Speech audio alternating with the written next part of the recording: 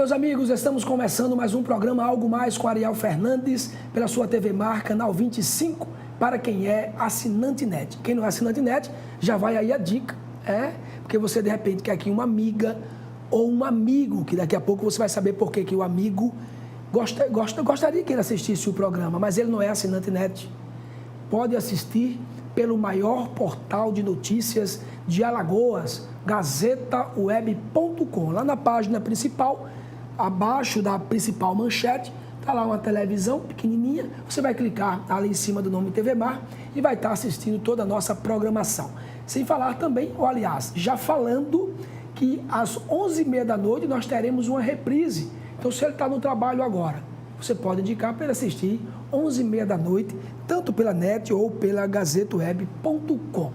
O nosso programa de hoje nós vamos conversar com o urologista Dr. Teodorico Fernandes. Ele vai falar exatamente da saúde do homem, porque ainda que as pessoas têm tanto preconceitos, em relação ao exame de próstata. Vamos falar também sobre o câncer de próstata com o Dr. Teodorico Fernandes e vamos conversar também com a psicóloga doutora Marlene Alves. Ela vai falar sobre a felicidade. Tá vendo que o programa hoje está recheado de boas informações para você. Tudo isso e muito mais agora no seu programa Algo Mais, que já está no ar.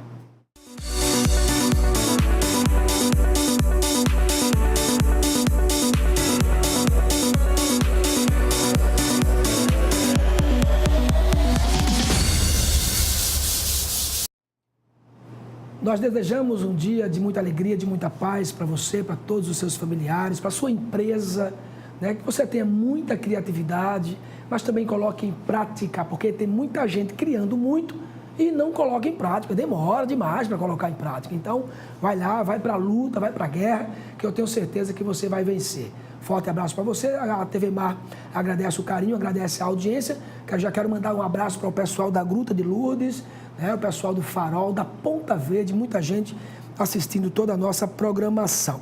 Você pode também interagir com a gente mandando um WhatsApp no 98 107 9872. Mande vídeos, mande fotografias. Você pegou um flagra aí no trânsito, manda pra gente. Tem uma equipe aí aguardando o seu contato. Além disso, você pode ser um fiscal. Ou a gente tem que começar a ser fiscal. A gente precisa tirar um pouco mais da responsabilidade de fiscalização do Estado. Quando eu falo do Estado, eu falo do Estado soberano, do Brasil, dos municípios, especialmente dos nossos municípios, dos nossos estados. Porque se você começar a fiscalizar as escolas públicas, principalmente, os postos de saúde, os hospitais, a infraestrutura, e aí você vai começar a perceber que o poder público, os gestores, eles terão um pouco mais de preocupação. Faça isso, mande para a gente tem todo o interesse de levar ao conhecimento do poder público e da sociedade. Vamos conversar agora com o Dr. Teodorico Fernandes, ele que é urologista. Nós estamos no mês de novembro e o mês de novembro é novembro azul. Cada mês tem uma cor e este mês representa aí a saúde do homem. Dr. Teodorico, mais uma vez, seja bem-vindo ao nosso programa. Muito obrigado, Ariel. É sempre um prazer conversar contigo aqui. Eu sou praticamente sócio da TV Mar. É verdade. Agradeço à TV Mar, ao seu programa Algo Mais, todas as ações que você acaba fazendo e que contribui para que a gente consiga levar informação à sociedade alagoana em nome da Sociedade Brasileira de Urologia. Doutor Teodorico, a gente que agradece, tê-lo como sócio, Muito bom.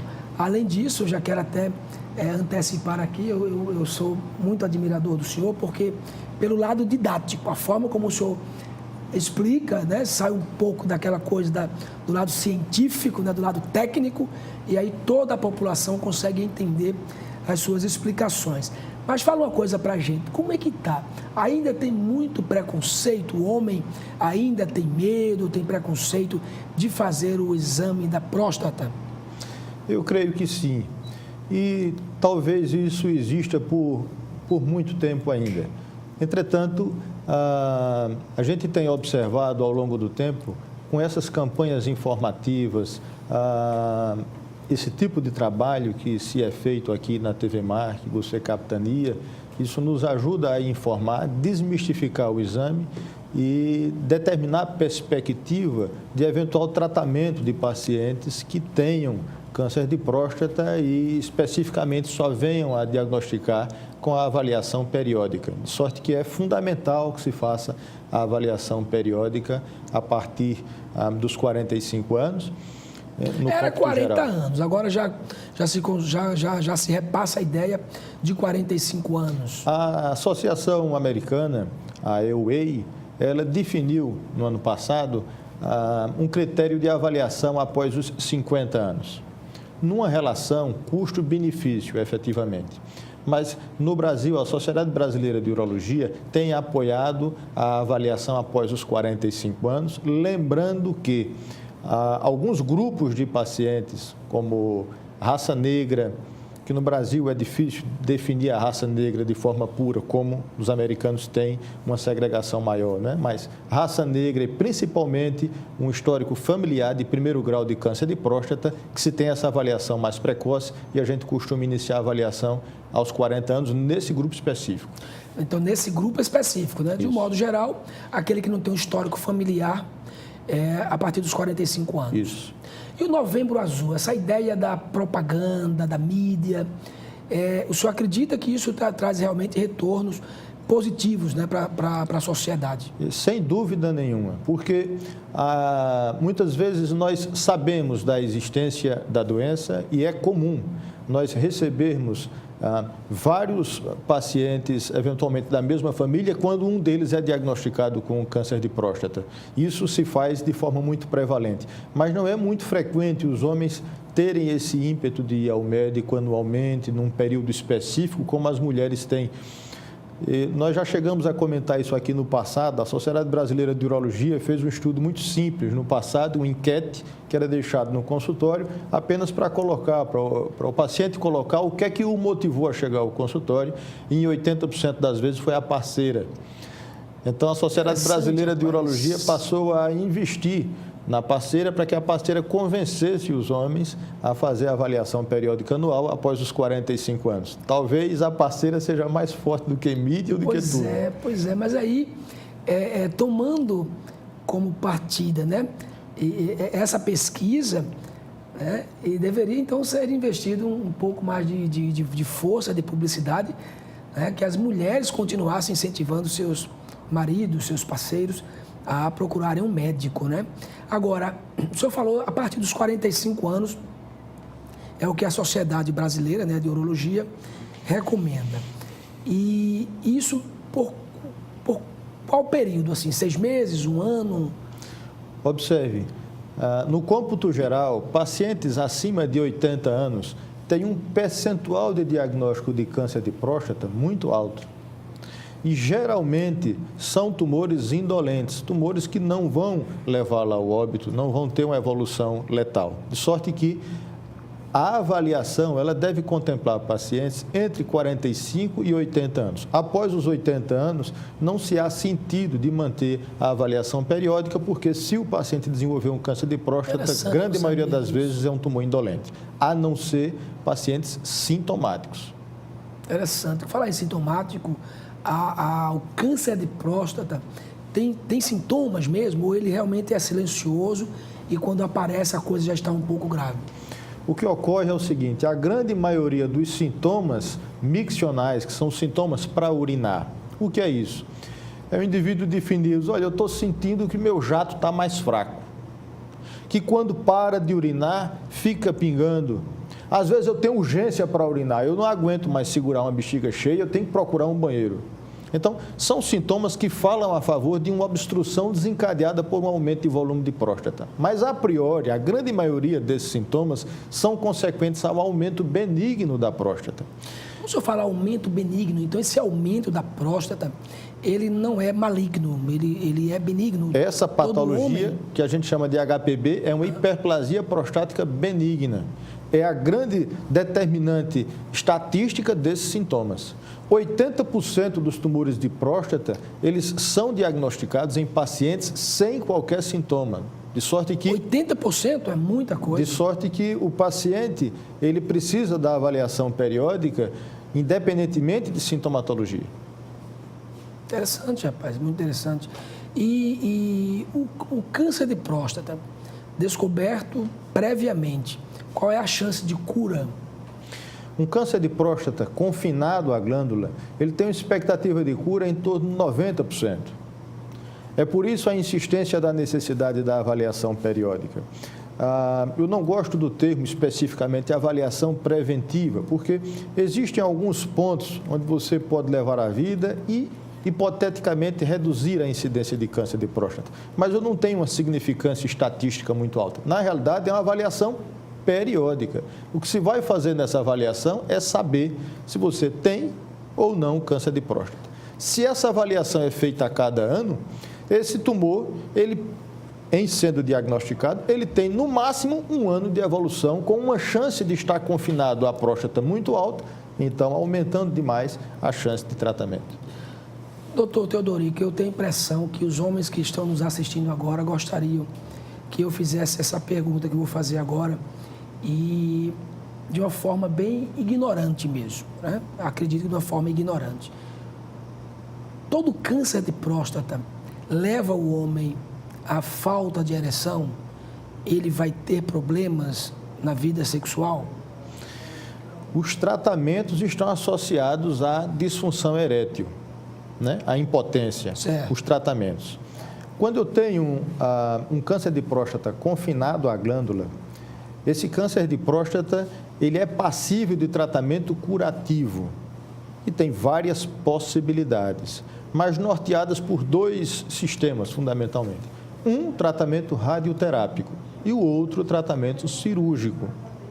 Os 2 estão associados a algum percentual de disfunção erétil e eventual incontinência urinária, que a incontinência urinária é descrita na literatura como de 1 a 2%, 3%, mas é bastante rara. A disfunção erétil ela é mais prevalente fundamentalmente em pacientes acima de 60, 65 anos ou com algum histórico de disfunção erétil previamente já ao procedimento. Quando os pacientes têm uma função erétil prévia ao tratamento e têm uma faixa etária menor que 65, 60 anos, a chance de manutenção de ereção é maior. Muito interessante. E agora, hoje, como a tecnologia hoje está muito avançada, a ciência é muito avançada, vamos dizer que um paciente teve um câncer de próstata, perdeu totalmente a ereção, né? E essas próteses, elas são eficientes? Porque, de repente, um homem com 50, 60 anos de idade, sim, chegou a um estado como esse, né? Um estágio como esse, com certeza ele vai sofrer um problema psíquico, um baque muito grande, né? E aí, é eficiente essas próteses? Sem dúvida, mas não é a primeira opção. Quando se trata de disfunção erétil, seja após uma radical de próstata ou não, mas digamos, após um tratamento cirúrgico para câncer de próstata, você tem 3 pilares que hão de ser obedecidos. Um é droga oral, você iniciar medicação oral. Se você inicia medicação oral e o paciente responde com medicação oral, parou por aí. Perfeito. O segundo passo, em não se tendo resposta à medicação oral, você pode fazer medicação injetável, intracavernosa, no pênis mesmo, com agulhazinha de insulina. A gente tem alguns pacientes sob uso desse método, que a gente chama de TEF, que é teste de ereção fármaco induzido, e o paciente faz em casa 3, 4 minutos antes da relação. Em não se adaptando a esse método... Qual é a durabilidade desse? 2 horas. 2 horas. Em não... que é bem melhor do que nós, né?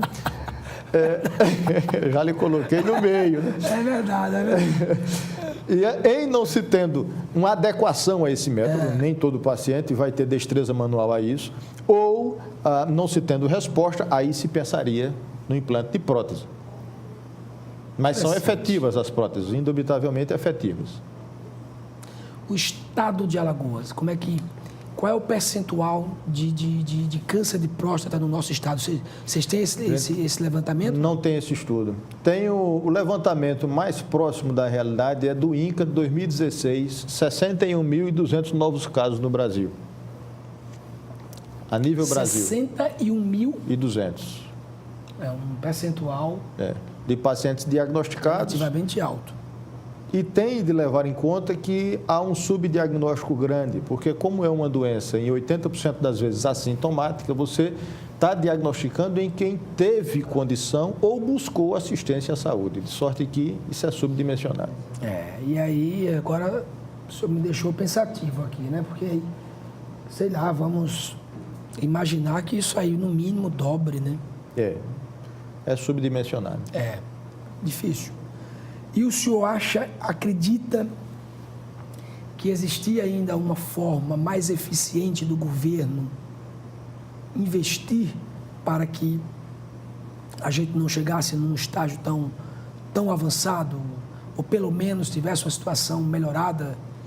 Não tenha dúvida, Ariel. Observe, a Sociedade Brasileira de Urologia, há 4, 5 anos, estabeleceu um escritório de Brasília permanente lá, no intuito de negociar essas políticas de atenção à saúde do homem. Mas tem entraves grandes quanto ao estabelecimento desses procedimentos, tanto em hospitais públicos como privados, e pelo financiamento. A tabela do SUS é uma tabela defasada de há muito. Então, o Brasil, não só em câncer de próstata ou saúde do homem, ele vive um problema crônico de, na realidade, fingir que paga e fingir que se tem um tratamento, de sorte que esse tratamento não existe, a população continua desassistida. Creio que, em se tendo uma política séria no intuito de reajuste da tabela SUS, que tem de se começar por aí, eventualmente uma carreira de médico de Estado, para que você pudesse fixar profissionais no interior e não fazer com que a demanda fosse só a nível de metrópoles ou cidades maiores, esse problema, indubitavelmente, poderia ser controlado. Pois é, em outras palavras, mais investimento, né? No Brasil se gasta muito, se gasta mal. O problema da gestão pública no Brasil é exatamente esse. A forma como se aplica os recursos são formas ineficientes. E aí a gente acredita, em outras palavras também, é óbvio que aí os médicos teriam muito mais interesse. Sim. A sociedade teria muito mais interesse. Imaginem, senhoras e senhores, que a Sociedade de Urologia Brasileira instalou um escritório em Brasília, né, para tentar mudar um pouco essa situação junto ao poder público. Isso. E isso tudo é possível a gente mudar esse quadro com uma consciência de gestores, uma consciência mais, melhor consciência dos nossos gestores e aplicar de forma efetiva, nesse caso aqui, da saúde do homem. Doutor Teodorico, me diga uma coisa, o senhor atende qual é o hospital? O senhor tem consultório em Maceió? Eu tenho consultório no Hospital Arthur Ramos, que é o nosso serviço, a nossa empresa lá, que é o Instituto de Urologia de Maceió, e atendo aqui próximo a ti, no Norcom empresarial. Aqui perto do shopping, né? E tá aí, no Arthur Ramos e no Norcom. Olha, eu quero lhe agradecer pela entrevista, não falei, Márcio? Que o homem é didático, tá vendo? Então tá aí, a gente agradece as informações. Eu gostaria até, viu, Tiago, da gente conseguir marcar uma outra entrevista e de uma forma, não sei, porque não dá para a gente mostrar nada aqui, né? A não ser que tenha algum candidato, né? O Josiel. O Josiel. Pronto, o Josiel vai ser o nosso modelo, vai ser o nosso candidato aqui, nosso modelo, e a gente vai estar apresentando aqui, brincadeira, né? A parte mais... eu gostaria que a gente trouxesse, sei lá, algumas imagens... porque quando às vezes a gente mostra algumas imagens, até que choquem, mas que elas às vezes trazem resultados mais positivos, né, Tiago? Ver a possibilidade de a gente convidar o doutor Teodorico com a próxima oportunidade e a gente trazer uma entrevista ainda com imagens mesmo, mostrando aí para os homens que a coisa é muito mais séria do que a gente imagina. Olha, manda um abraço para o doutor Naldo Menezes. Isso, com certeza, eu farei. Grande amigo nosso. Muito obrigado mais uma vez, viu? Olha, a gente agradece ao doutor Teodorico Fernandes e a gente vai a um rápido intervalo. A gente já está com a outra entrevistada aí, Tiago. A gente vai para um rápido intervalo. Daqui a pouco vamos conversar com a doutora Marlene Alves, né? Falar, ela que é psicóloga há mais de 30 anos e com certeza também tem muitas informações para a gente descobrir o que é a felicidade. O que é, Márcia, a felicidade, você sabe? Às vezes. Sabe, Tiago? Às vezes. Doutor Teodorico, o senhor sabe o que é a felicidade? A busca dela sempre. Mais cedo e feliz a busca. Boa. Daqui a pouco a gente vai saber ainda mais com a doutora Marlene Alves. Logo depois do nosso intervalo, a gente volta já.